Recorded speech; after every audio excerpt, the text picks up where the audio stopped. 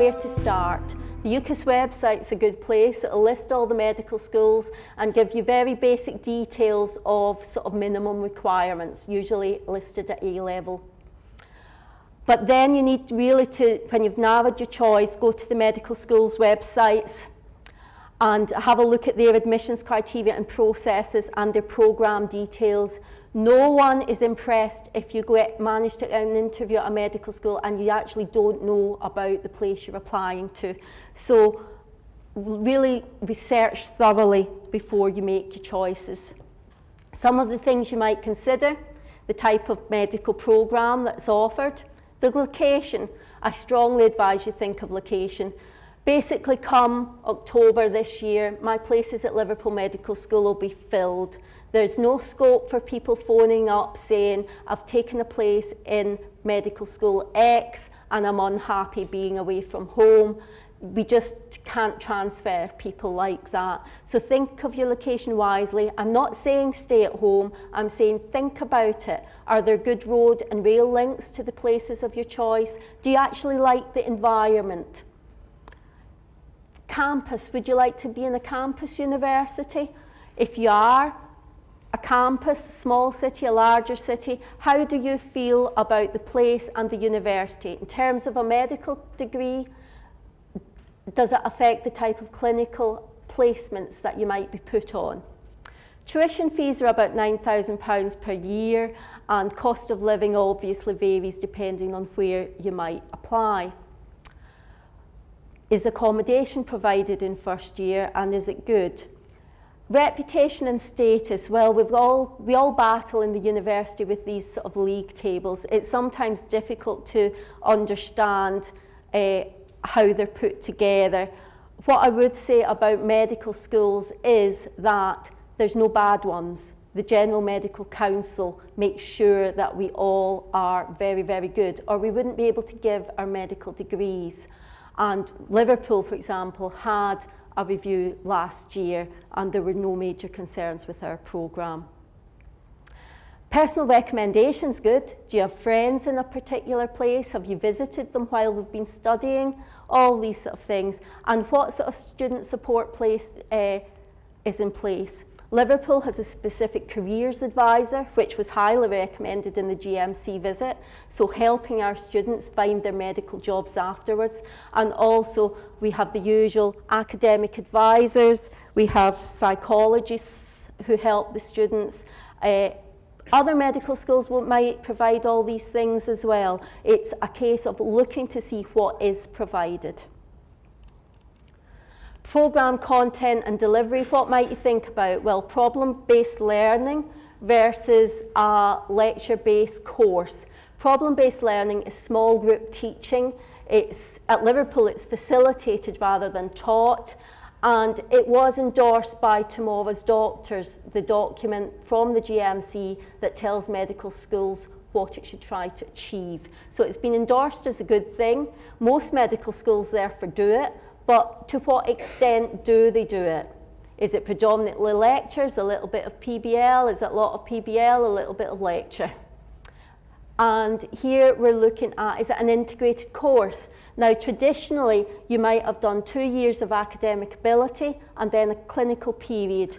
A lot of courses are now integrated, and for example, Liverpool starts its clinical skills teaching in the first year. So right from your first week, you get clinical skills teaching, and then by March of the first year, you go out in clinical practice. By second years, you're in the hospitals or community 3 of the 5 days in a week.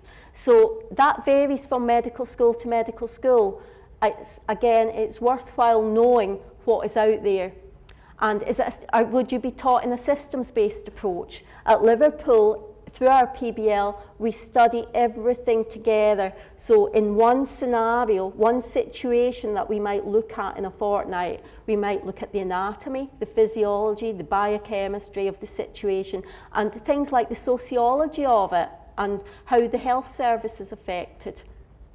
Other places maybe decide that in the first 2 weeks, we'll teach the heart. Then we'll teach the lungs, then we'll teach the neural system. So there are quite a few differences in the way medical schools approach things, and you should really have a think about how it would fit with what you're used to or what you might like to do. In Liverpool, the course is in 3 phases. In year 1, the science and practice of medicine. Then years 2 to 4, we go on to diagnosis and management of illness. And then in year 5, we have an intensive clinical experience. Now, our students sit what they see as their final exams at the end of year 4, and then they have this year 5 that prepares them for the first year in foundation training. That differs between medical schools. Some medical schools are moving towards this format because, to be honest, it works very well for us at Liverpool, and it is worth having a look to see how courses are structured.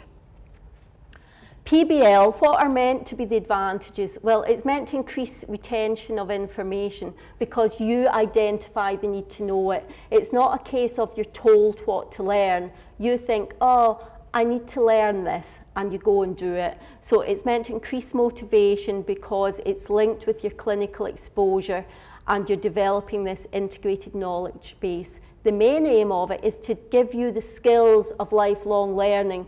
As you develop through your career, you won't have someone giving you lecture notes at each stage of your career.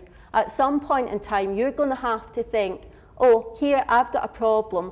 What are the steps I need to take in order to solve it? Nobody will tell you. You might be able to consult with some senior colleagues or with colleagues or junior colleagues, but ultimately, the mechanisms of lifelong learning are very much involved in problem-based learning. So it can be supported in various ways.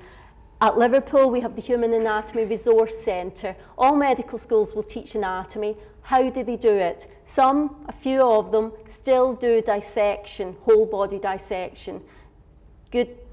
Tomorrow's doctor suggested that that wasn't actually necessary, and some medical schools move towards using prosections, which are expertly cut pieces of tissue. That is predominantly what you find in heart in Liverpool. Prosections, computer models, computer models, x-rays, all the sorts of things that you need to be taught anatomy. However, there are some whole body dissection going on. Clinical skills, how do the medical schools teach it? We use mannequins, your friends, if it's safe to do so, ethical to do so, then out into clinic. Again, it starts early in Liverpool, but it may differ between medical schools.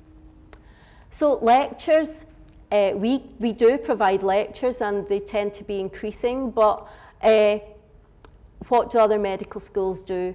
We value communication skills and professionalism in Liverpool above many things. We really do value them. And obviously, you have the computer resources necessary. Special study modules.